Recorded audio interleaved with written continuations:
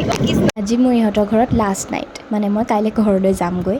সেইকাৰণে আমি দুইজনী ওলাই আহিছোঁ অলপ জামুগুৰিলৈ বুলি, কিবা কিবি বস্তু কিনিবলৈ আছিলে, তাইৰো কিবা কাম আছিলে।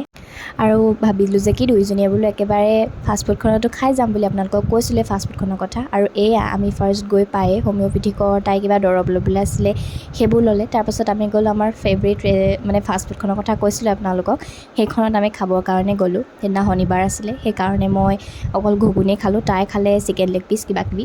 আৰু খোৱাৰ পাছত আমি ধুনীয়াকৈ দুইজনী ঘৰলৈ গুচি আহিলোঁ 8:30 বজাত, মানে ফাষ্টফুডখনো বন্ধ কৰি ঘৰলৈ যাবলৈ লৈছিলে আৰু।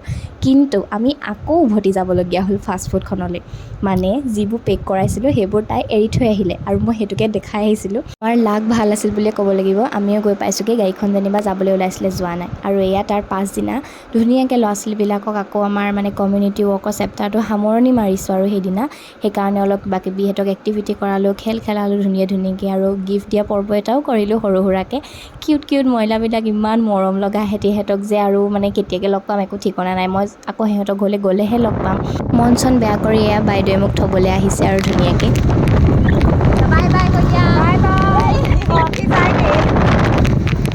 এয়া বাছৰ কাৰণে অপেক্ষা কৰি আছোঁ ৰ'দখনত, এনেই খং উঠিছে। আৰু তাই আকৌ মোক এফালে পইচা দিবলৈ আহিছে হাতত, সৰু ছোৱালীৰ নিচিনাকৈ। আৰু এয়া ফাইনেলি বাছত উঠিলোঁ গাইজ।